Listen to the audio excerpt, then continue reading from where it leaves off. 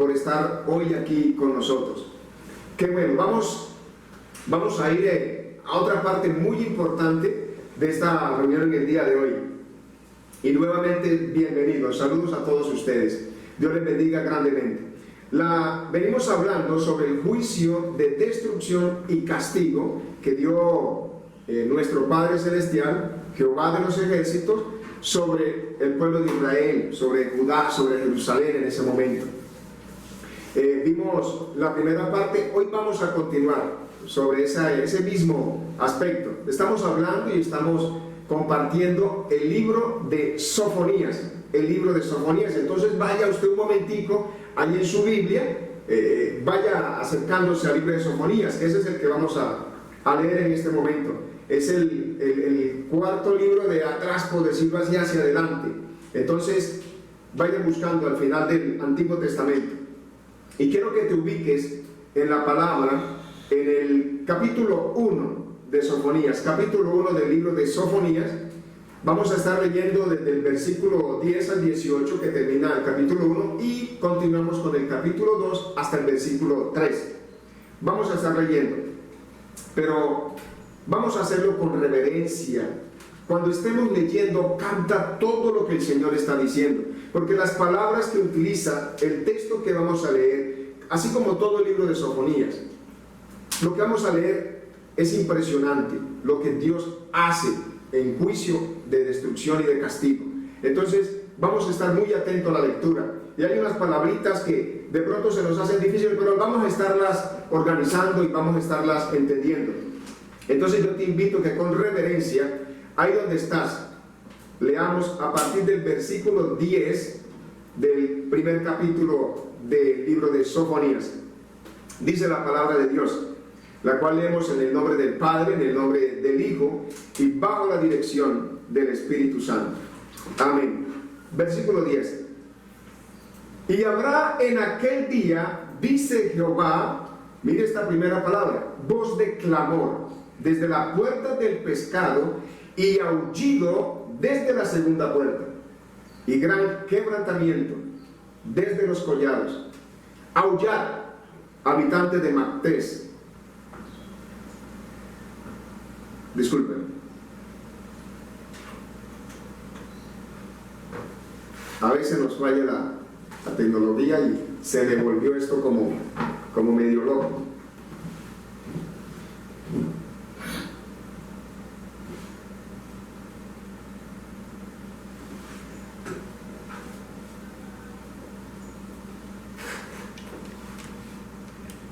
Espérense un momento, por favor.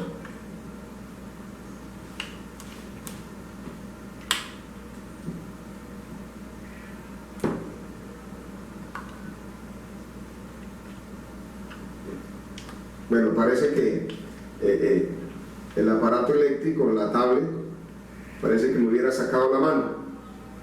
Pero vamos, afortunadamente la tecnología nos presta esa gran ayuda. Vamos a sincronizarnos para continuar con la palabra de hoy.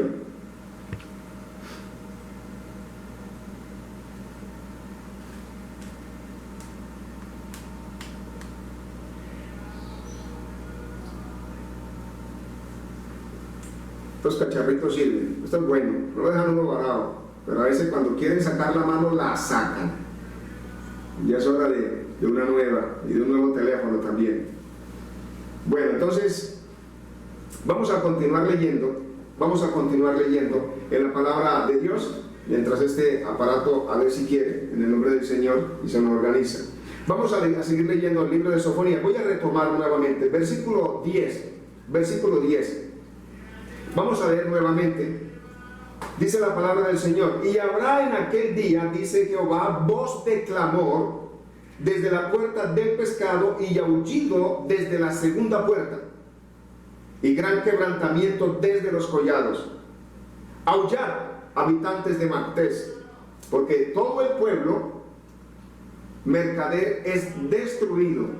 Destruidos son todos los que traían dinero. Acontecerá en aquel tiempo que yo escudriñaré a Jerusalén con linterna, y castigaré a los hombres que reposan tranquilos, como el vino asentado, los cuales dicen en su corazón: Jehová ni hará bien ni hará mal. Versículo 13. Por tanto, serán saqueados sus bienes y sus casas asoladas. Edificarán casas, mas no las habitarán, y plantarán viñas, mas no beberán el vino de ellas. Cercano está el día grande de Jehová, dice el versículo 14. Cercano y muy próximo. Es amarga la voz del día de Jehová. Gritará allí el valiente. Día de la ira, aquel día. Día de angustia y de aprieto. Día de alboroto y de asolamiento. Día de tiniebla y de oscuridad. Día de nublado y de entenebrecimiento. Día de trompeta y de algazara sobre las ciudades fortificadas y sobre las altas torres. Y atribularé a los hombres, versículo 17, y atribularé a los hombres, y andarán como ciegos, porque pecaron contra Jehová, y la sangre de ellos será derramada como polvo, y su carne como estiércol. 18. Ni su plata ni su oro podrá librarlos en el día de la ira de Jehová. Tremendo. Pues toda la tierra será consumida con el fuego de su celo, porque ciertamente destrucción apresurada hará de todos los habitantes de la tierra. Vamos al capítulo 2, versículo 1. Dice: congregaos y meditad, oh nación sin pudor, antes que tenga efecto el decreto y el día se pase como el tamo. El tamo era como una pelusa. Como el tamo, antes que venga sobre vosotros el furor de la ira de Jehová. Antes que el día de la ira de Jehová venga sobre vosotros. Versículo 3. Buscad a Jehová, todos los humildes de la tierra, los que pusisteis por obra de juicio. Buscad justicia, buscad mansedumbre. Quizás seréis guardados en el día del enojo de Jehová. Señor, te damos infinitas gracias, oh Dios, en el nombre de Jesús. Padre, te alabamos, te bendecimos y te glorificamos. Y pido de ti, Señor, que la guía de tu Espíritu Santo que está en mí, Señor, sea llenándome y sea expresando palabras tuyas y no palabras mías, que no sean palabras de hombre, que sean palabras que lleguen a cada uno de aquellos que la están escuchando en el día de hoy, oh Dios, en el nombre de Jesús. Pero abre su entendimiento, te lo pido, Señor. Abre la mente de aquellos que están hoy conectados con nosotros y permíteles, Dios, que entiendan esto que tú quieres decirnos en el día de hoy, en el nombre poderoso de Jesucristo. Amén y amén. Gloria a Dios. La palabra que nos está diciendo el Señor a través del profeta Sofonías es una palabra tremenda. Es una palabra que nosotros nos pone a mirar realmente que Dios castiga. La mayoría de las personas dicen: no, pero es que Dios es amor. Claro, Él es amor perfecto, pero también justicia perfecta como la de Dios no la hay. Él es justo y es todo amoroso. Y muchos dirán: no, es que Dios es amor, Dios no castiga, Dios cómo va a destruir, Dios cómo va a hacer aquello. Pues hoy lo acabamos de leer y vamos a estar mirando este libro. La semana pasada estuvimos hablando del capítulo 1 y hablamos cómo Dios era el que decía y el que hacía una justicia sobre esos pueblos por haberse apartado de Él. La maldad se había crecido y lo que dijo Dios era que los iba a castigar, pero a las naciones vecinas que los iba a raer, que los iba a destruir completamente, y a su pueblo iba a seleccionar a aquellos que no iba a destruir, aquellos que le habían obedecido. Y lo vamos a ver más adelante.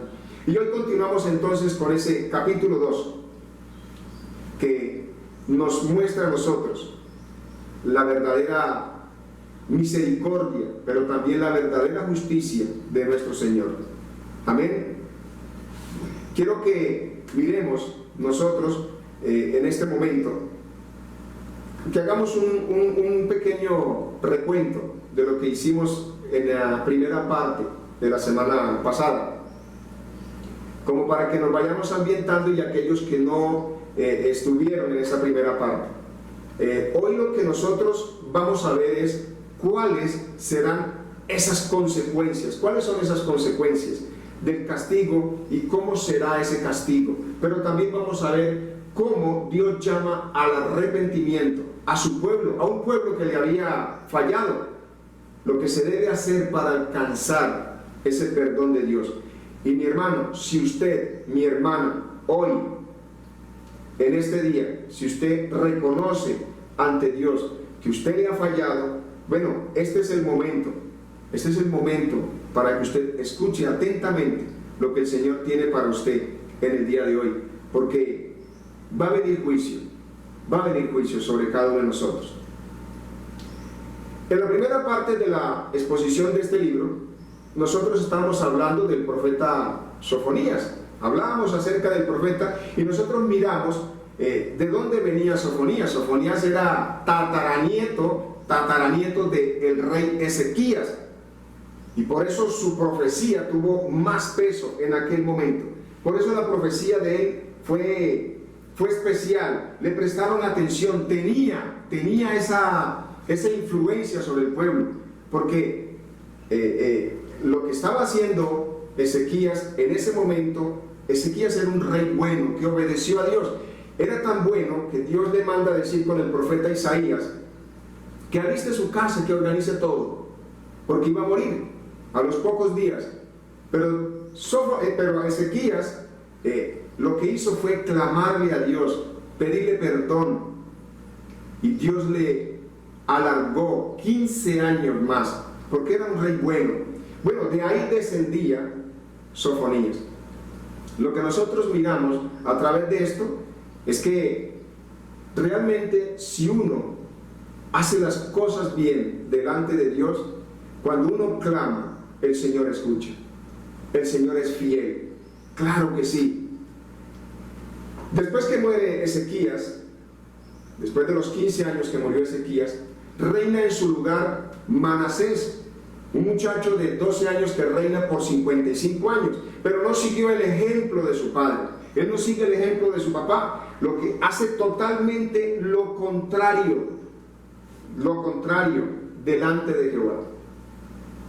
Lo que hace Manasés es corromper la religiosidad que tenía la religión de Judá y de Jerusalén, el amor que tenía por nuestro Padre Celestial, por el Dios de los ejércitos. Él lo que hace es corromper. Estaban dominados por los asirios, eran esclavos de los asirios, pero él no supo mantener, sino que se empezó a adoptar todas esas costumbres que ellos tenían, empezó a adoptarlas, y al hacerlo también contaminó el pueblo, también contamina el pueblo. Ahora, cuando ya Manasés está reinando, él asume y empieza a tomar esos dioses como Baal, esa que le ofrecían sacrificios inclusive humanos. Hasta él mismo sacrificó a su hijo, lo quemó. Fuera de eso, empezó a rendirle culto a los astros. Ojo con esto que les voy a decir. Empezó a rendirle culto a los astros, al sol, a las estrellas, a la luna, y empezó a dejarse regir, empezó a dejarse gobernar por los falsos dioses y por los astros, como los que tienen hoy en día el zodiaco. Si tú eres de los que lees zodiaco, tú estás haciendo igual que Manasés, porque estás dejando que tu vida la domine alguien que escribe, alguien que simplemente cree saber en la inmensidad del universo, de lo que Dios ha creado, cree saber cómo funciona. Entonces, tenga mucho cuidado con lo que le estoy diciendo. Amén. Después que Manasés muere, viene a gobernar su hijo Amós. Pero Amós, ya siendo adulto de 22 años, Amós lógicamente sigue haciendo lo que vio en su padre. No duró sino 2 añitos apenas gobernando. Pero era tan malo, era tan perverso este muchacho, que sus mismos siervos lo mataron. Es ahí cuando empieza a reinar entonces Josías, el rey Josías, un niño todavía, pero empezó con una gran diferencia. Sofonías estaba allí y estaba Josías. De hecho, si Sofonías él era el tataranieto, ¿sí?, del rey Ezequías, y si entonces venía la descendencia hasta Josías, quiere decir que ellos más o menos eran como primos. Y de pronto, en esa convivencia, en esa unidad, cuando Dios llama a Sofonías, él empieza a trabajar también sobre la vida de Josías, del rey Josías.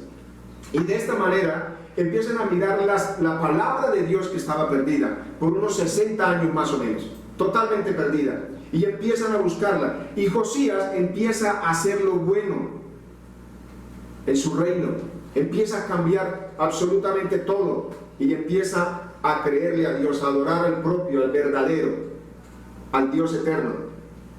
Y Josías siente la necesidad de hacer una reforma, no solamente política, no solamente social, sino también religiosa. Había un sincretismo inmenso, lo habíamos visto. El sincretismo es cuando la persona quiere adorar a Dios, pero también quiere adorar otras cosas.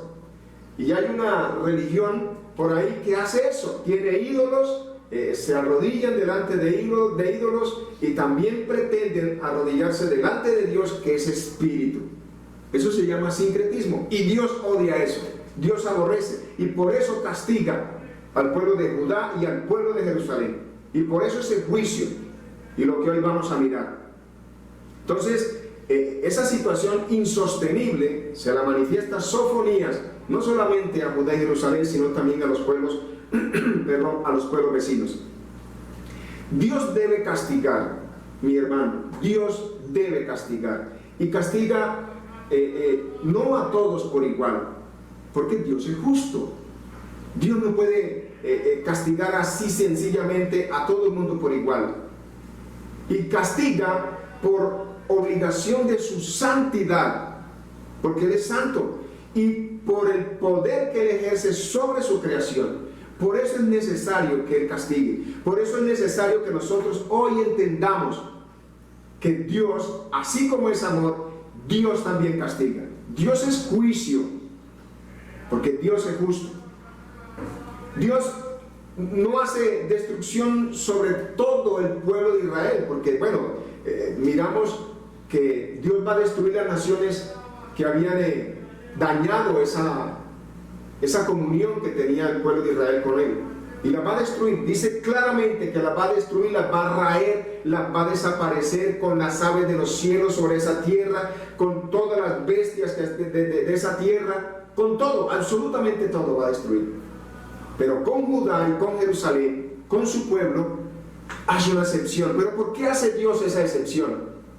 Porque Él ha hecho un pacto perpetuo con el pueblo de Israel. Si nosotros miramos en Génesis capítulo 12, versículo 2, miramos que Dios empieza a hacer un pacto con el pueblo, y dice que Él va a engrandecer, que va a bendecir el nombre de Abraham, y que de ahí para adelante serán benditas todas sus generaciones. Ya en el capítulo 17 de Génesis nosotros podemos encontrar mucho mejor esto, y nos podemos dar cuenta que Dios le promete a Abraham que le va a multiplicar. Dios le dice a Abraham que sacará de él naciones grandes, y que de él también saldrán reyes. Hace un pacto perpetuo, y ese pacto perpetuo quiere decir que jamás se va a romper, nunca se va a acabar ese pacto que tiene Dios con su pueblo. Es por eso que Él no puede desaparecer al pueblo de Israel, porque iría en contra del pacto que Él mismo hizo por sí mismo. Es un pacto eterno, es un pacto eterno. Entonces, podríamos decir que pero Dios, ¿por qué hace uno con eso y con otros no? Mis amados, por el pacto perpetuo.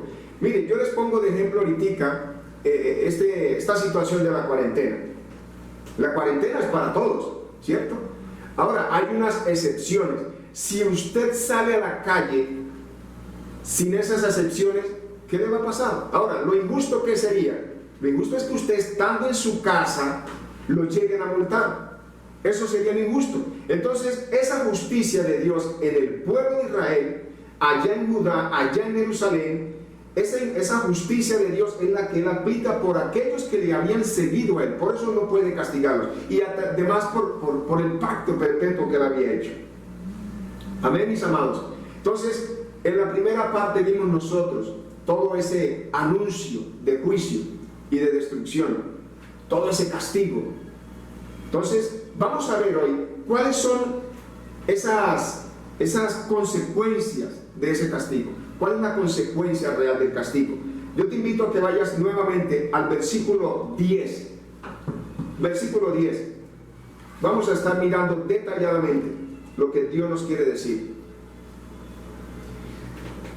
Dice la palabra: y habrá en aquel día, dice Jehová, voz de clamor. Es decir, va a haber ruegos, súplicas, desde la puerta del pescado, y aullido desde la segunda puerta, y gran quebrantamiento de los collados. Bueno, pero ustedes se preguntarán, ¿cómo así que la puerta del pescado? ¿Eso qué es?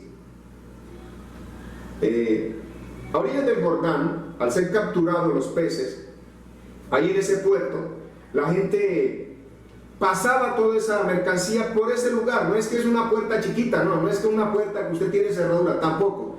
El sitio se llamaba la puerta del pescado, el lugar por donde entraban, digamos, esos peces ya capturados en el río Jordán y en el mar de Galilea, porque ellos pescaban también en el mar de Galilea, y de eso nos acordamos de muchas historias de nuestro Señor Jesucristo en el Nuevo Testamento. Ahora, el mar de Galilea, quiero hacer un paréntesis, no era un mar realmente, era un lago. Era el río Jordán, allí se anchaba, ¿sí?, y daba más o menos un espacio de unos 20 kilómetros, 21 kilómetros, y a lo largo más o menos 10 kilómetros, y volvía otra vez y se angostaba y caía al mar muerto. Entonces el río Jordán, el mar de Galilea no era un mar, era un lago inmenso, para que nos sentemos en eso, para que aprendamos de eso. Y dice, la segunda puerta, cuando habla de la segunda puerta, es cuando ya cruzan al otro lado, y en la segunda puerta ya a partir de ahí empezaba la clase alta, la clase pudiente, ¿no? Ya era una cosa diferente. Pero él dice que va a haber clamor desde la puerta del pescado, es decir, desde aquí, y va a haber aullido desde la segunda puerta. Es decir, todo el mundo va a sufrir, todos van a sufrir. Y dice, gran quebrantamiento en los collados, en las lomas, en los cerros, donde estén, todos van a subir. Este castigo será tan grande que las súplicas, los gritos y el llanto se escucharán en todos los rincones. Eso es lo que dice, gran clamor. Pero, ¿sabes una cosa?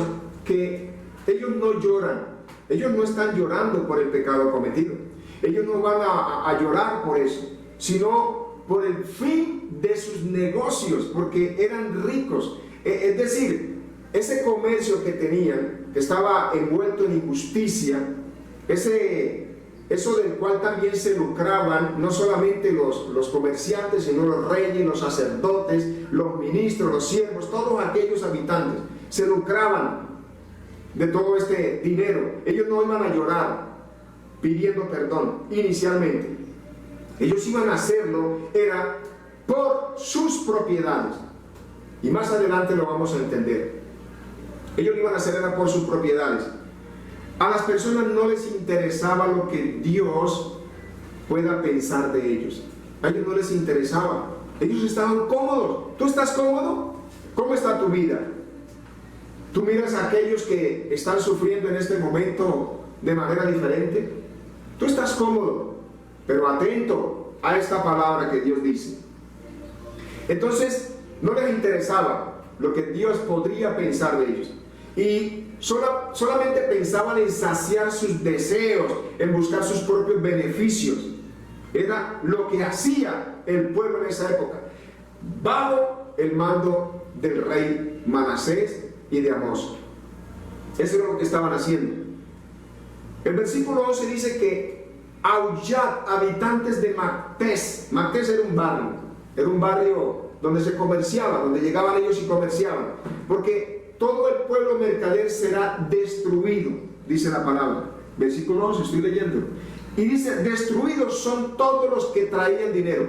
Todos esos extranjeros, todos los comerciantes iban a ser destruidos, absolutamente.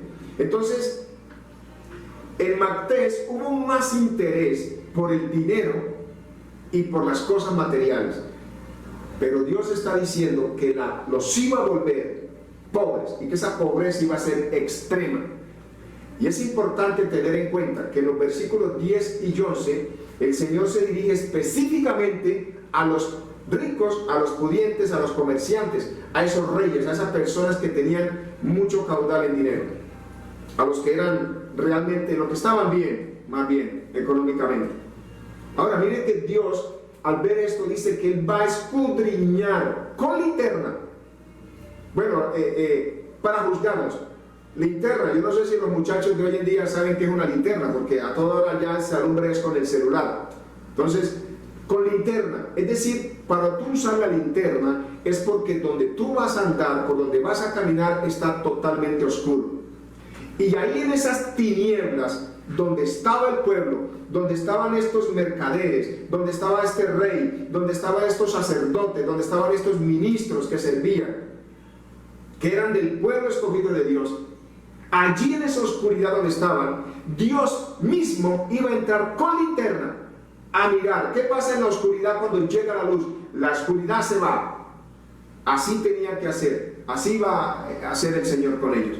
Iba a escudriñar con linterna, iba a mirar y castigar a aquellos hombres que reposaban tranquilos como el vino, asentado ahí con grumo, con moho. Aquellos que decían, Jehová ni hará bien ni hará mal.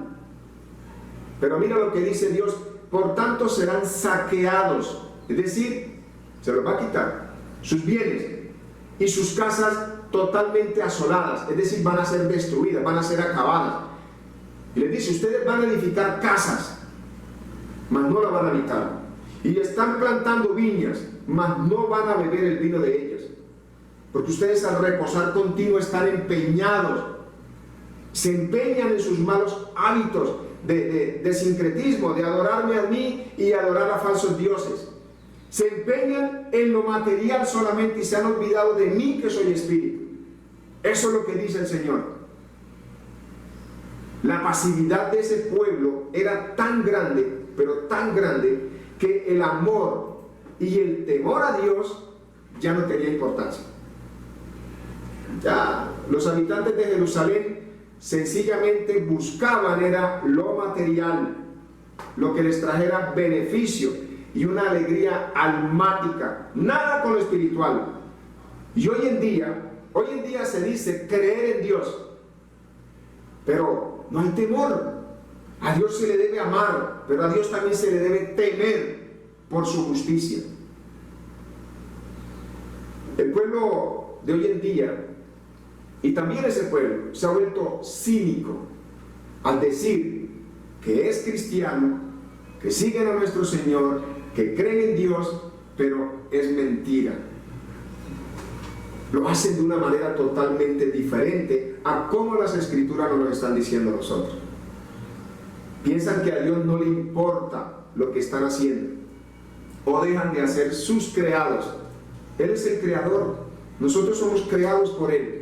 A Dios sí le interesa lo que está sucediendo y no buscan la voluntad de Dios para sus vidas. Amén, hermano. ¿Qué les está diciendo? Y nos está diciendo la palabra hoy, en este momento, que todo lo que nosotros consigamos fuera de la voluntad de Dios nos será arrebatado, te será arrebatado, te será quitado. Si tú construyes a punta de males, vas a ser destruido. Eso es lo que nos dice a nosotros y nos explica también la palabra en Mateo 24, que en los postreros días, por haberse multiplicado la maldad. ¿Qué estamos haciendo ahora? ¿Cómo está el mundo? ¿Cómo estamos? Estamos en plena cuarentena, pero usted sale a la calle y la gente amaneció tomando. Eso están haciendo. Entonces, eso es maldad. Eso es no obedecer las normas. Eso es ir en contra de la misma gente. Se contaminan, se infectan, van a dañar a los demás. Entonces dice que el amor de muchos, por la falta de amor, esa maldad se ha multiplicado. El amor al prójimo, el amor a Dios. Y eso mismo, esa falta de amor, esa falta de perdón, era lo que pasaba allá y está pasando aquí con nosotros, porque esta palabra se hizo allá, y también vamos a ver que para nosotros falta un pedazo de todo esto que estamos hablando. Para nosotros nos llega también esa parte. Entonces lo que estaba pasando en Jerusalén está pasando en nuestros días. Dios es justo y por esa causa Él castiga al que desobedece. ¿Cómo será ese día de juicio del Señor? ¿Cómo va a ser? Ya miramos lo que Él va a hacer. Ya miramos a quienes hizo juicio. Ya miramos qué va a hacer. Ahora, ¿cómo será ese día? ¿Cómo va a ser ese día de juicio? Versículo 14. Dice: cercano está el día grande de Jehová, cercano y muy próximo. Es amarga la voz del día de Jehová. Gritará allí el valiente. Eso que se creen más que todo el mundo, esos valientes. Día de ira. Aquel día de angustia y de aprieto, día de alboroto y de asolamiento, día de tiniebla y de oscuridad, día de nublado y de entenebrecimiento, día de trompeta y de algazara sobre las ciudades fortificadas y sobre las torres. ¿Por qué dice trompeta? Porque en la invasión del pueblo babilónico, porque esta palabra se cumplió más o menos a los 12 años después, con una invasión babilónica, se cumplió allá en ese momento en el pueblo de Israel, en ese lugar. Y esa invasión, cuando venía, en las torres que tenían ellos, en los lugares altos, sonaban trompeta de ver semejante ejército que venía a invadirlos. Y le sucedió. Y de algazara, dice la palabra, es decir, algarabía, todo el mundo para arriba, para abajo, no sabían qué hacer. Ese es el algazara. Sobre las ciudades fortificadas, por mucho que tú creas que estás seguro en lo que estás, por mucho que tú creas que lo que tú haces es el que te da el sustento, estás muy equivocado. Todo aquel que piensa que el sustento depende de su propio sudor, depende de su propio esfuerzo, está equivocado. Y eso es lo que pensaban las ciudades, que por estar fortificadas y sobre altas torres no iba a pasar nada.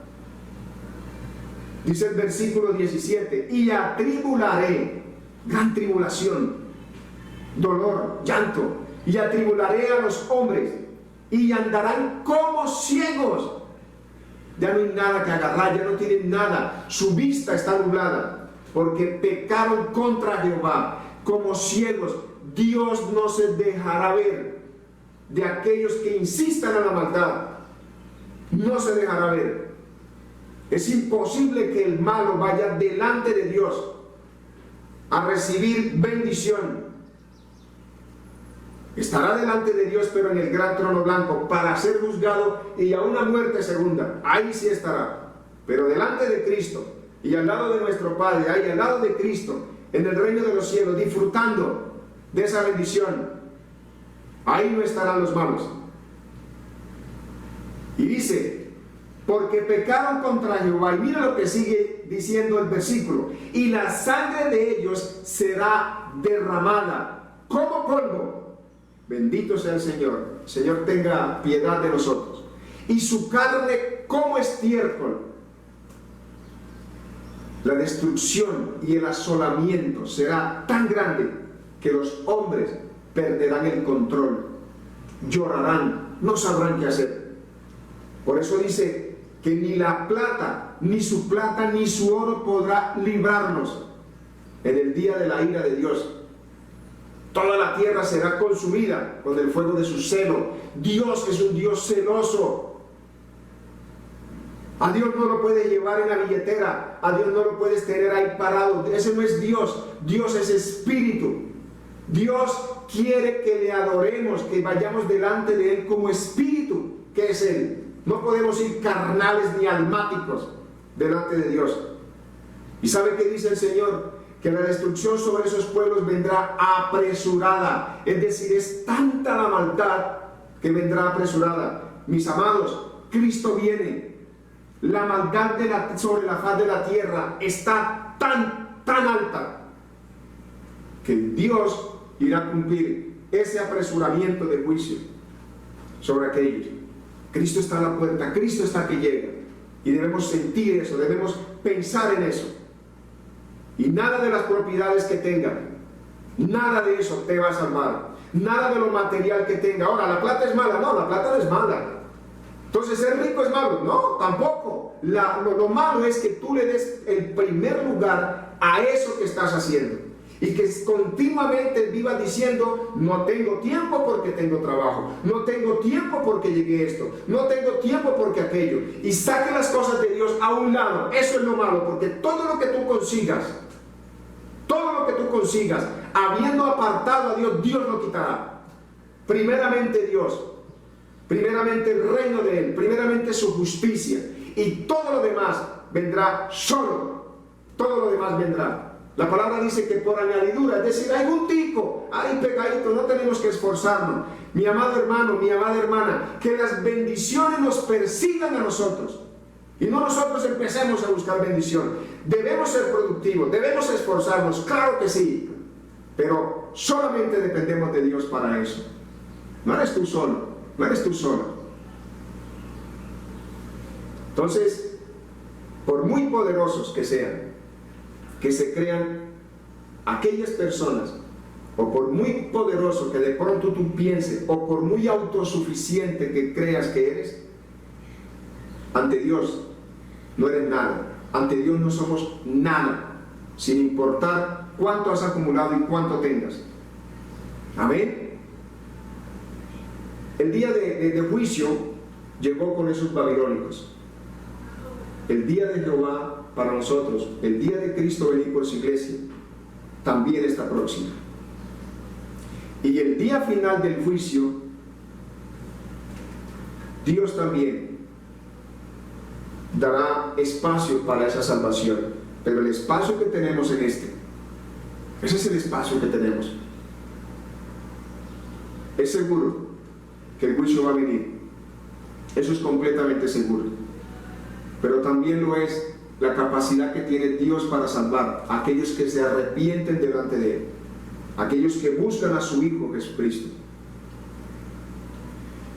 Hay un llamado, después de haber dicho un juicio, después de decir cómo iba a ser ese juicio, después de decir lo que iba a suceder en ese juicio, ahora también Dios, mira lo hermoso, lo maravilloso que es nuestro Padre eterno.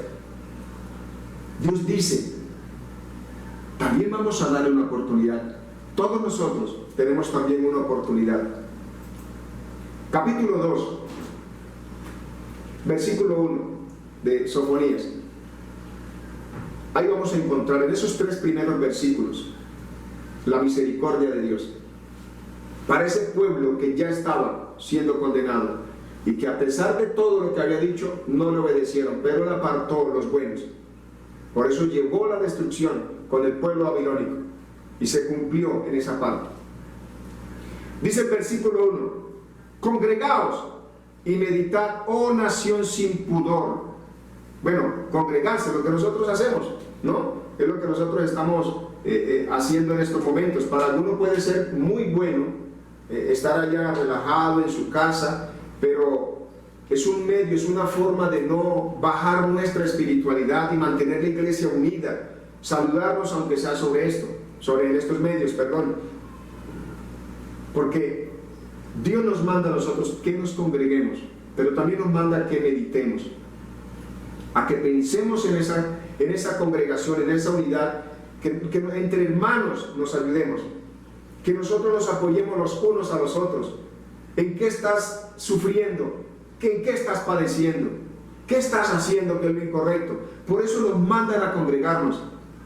Pero dice, oh nación sin pudor. Este pudor no es el pudor de estar en vergüenza porque está desnudo. No, ese no es el pudor. Aquí el pudor del que habla es palidecer. Es una palabra hebrea, kasaf, y significa es palidecer. Es decir, nación sin ponerse pálido. ¿Usted alguna vez ha escuchado de que póngase pálido, mijo, que mire que tal cosa? O usted cuando se asusta, usted se pone pálido, quiera o no quiera, se va a poner pálido. La sangre se le sale de la cara y se le pone a usted blanca. Entonces le está diciendo, Sofonía le dice, congréguense, únanse, oren, clamen, mediten en la palabra de Dios, mediten en esto que Dios está dando sobre ustedes, en esa justicia. Pero ¿sabe qué les dice? Nación sin pudor, nación que no se palidece, nación que no tiene afecto, nación que no tiene anhelo, hombres de Dios, mujeres que están escuchando hoy, no tienen deseo por las cosas de Dios, siempre apartando las cosas de Dios. Eso se refiere sin pudor, sin pudor, dejar las cosas de Dios de lado. Antes que tenga efecto el decreto, mire el versículo 2 del capítulo 2, usted que tiene su Biblia, usted que está tomando nota, encierre ese versículo 2. Mire la oportunidad tan grande que Dios nos da a nosotros. Dice, antes que tenga efecto el decreto, todo ese juicio, todo lo que dijo que iba a pasar, todo lo que dijo cómo iba a suceder, todo el sufrimiento que les está diciendo, les dice, pero congréguense, oren, clamen, mediten, pónganse pálidos antes que venga. Es decir, es como tú la embarraste, ¿sí? Ya tú estás en pecado, pero Dios es amor también, Dios es justo. Y mira lo que hace antes que tenga efecto el decreto. Antes de que yo vaya con linterna, antes de que yo mande destrucción, arrepiéntase. Eso es lo que está diciendo. Antes que nos suceda algo, arrepintámonos nosotros de las cosas malas que hemos hecho. Antes de que venga la ira de Dios. Dice el versículo 3, buscad a Jehová todos los humildes de la tierra, no humilde porque no tenga plata, sino humildad de corazón, sencillez de corazón. Búscalo con la cabeza agachada, no con altivez. Los que pusiste por obra su juicio, decir lo que hicimos, lo que Dios nos mandaba hacer, buscar su justicia, con mansedumbre, calmados, tranquilos, humillados delante de Dios. Y mire lo que dice el final de ese hermoso versículo que tenemos hoy. Quizás, hasta donde hemos fallado, hasta donde hemos pecado, hasta donde el pueblo falló, hasta donde el pueblo pecó, hasta ahí era totalmente merecedor de la justicia, del castigo, de la destrucción de parte de Dios. Y eso mismo hoy en día. Pero dice, quizás seréis guardados en el día del enojo de Jehová. De pronto, tal vez. Pero ¿sabe una cosa? Dios nos está diciendo, arrepiéntete, haz las cosas bien, que quizás yo de pronto te perdono. Bueno, estamos aquí por eso, estamos aquí por ese quizás, estamos aquí para decirle a Dios, aquí está mi vida, aquí está mi corazón, trabaja en mí, fórmame. Estamos aquí para eso, porque Dios está mostrando el gran clamor de Dios para con el ser humano. Amén. Nos está diciendo también que aunque nosotros fallemos, siempre tenemos una oportunidad. Pero ojo, vamos a tener una oportunidad siempre, pero mientras estemos vivos. Nadie tiene una factura que diga, esta vida la compraste eternamente y tal día. No sabemos cuándo Dios llame a cuenta a cada ser humano. Usted no sabe cuándo te va a llamar a ti, yo tampoco sé cuándo me va a llamar a mí. Y eso es lo que nosotros debemos hoy entender, que Dios, mientras nosotros estamos vivos, Dios, yendo delante de Él, en el nombre de Jesús, aquel que se sacrificó, que nos vamos a congregar para orar, para evitar ese juicio, que vamos a ir delante de Él. Hebreos 10 también nos lo están recordando. Hebreos 10, no dejando de congregarnos como algunos tienen por costumbre, sino exhortándonos unos con otros. Mijo, hágale, arrepiéntase, busque de Dios. Esa es la exhortación, animarlo. No es exhortarlo para regañarlo, no. Exhortarlo a buscar de Dios. ¿Y saben por qué? Porque el día viene. Nuestro Señor está cerca. Y estamos esperando que ya haya un buen ambiente para volver nuevamente al templo, porque iglesia somos nosotros, para volver a un lugar de congregación, para encontrarnos. Entonces Dios nos manda a nosotros que nos congreguemos. ¿Qué es lo importante? Que no te amañes mucho con este sistema, pero que escuches bien la palabra de Dios. Y allá en el templo, cuando lleguemos nuevamente a reunirnos, a congregarnos, cuando ya todo se esté en una época buena para hacerlo. Ahorita, 1 de septiembre o el 15 de septiembre, ya en septiembre empiezan a abrir todo esto. Está bien, pero tenemos que cuidarnos. Nosotros tenemos que cuidarnos, tenemos que tener prudencia para hacerlo. Y yo los invito a la prudencia, a tener paciencia, que no nos arriesguemos innecesariamente. ¿Qué es lo que nosotros debemos hacer para alcanzar el perdón de Dios? ¿Qué es lo que nosotros tenemos que hacer? Hay unas condiciones, y esas condiciones las vimos ahorita, totales. Todo lo que tenemos que hacer, congregarnos, humildes delante de Él, humillados, meditar en el actuar que nosotros estamos haciendo hoy. ¿Cómo está tu vida espiritual? ¿Cómo estás tú en estos momentos? Buscar a Dios, buscarlo con clemencia. Eso es lo que nosotros debemos hacer para alcanzar ese perdón. Buscar su compasión. Nos está llamando el Señor en el día de hoy. Buscarlo con modestia. ¿Saben por qué con modestia? Porque tú no tienes la forma cómo hacer tu propia salvación. Una persona es modesta cuando va y le dice al otro: hombre, mire, ayúdeme. Con modestia, con humildad, con sencillez. Y a Dios tenemos que ir delante de Él, delante de nuestro Señor Jesucristo. Decirle: Señor, tú viniste al mundo por mí. Tú te sacrificaste por mí. Derramaste tu sangre por mí. Perdóname. Eso es lo que hoy tenemos que decirle a nuestro Señor Jesucristo.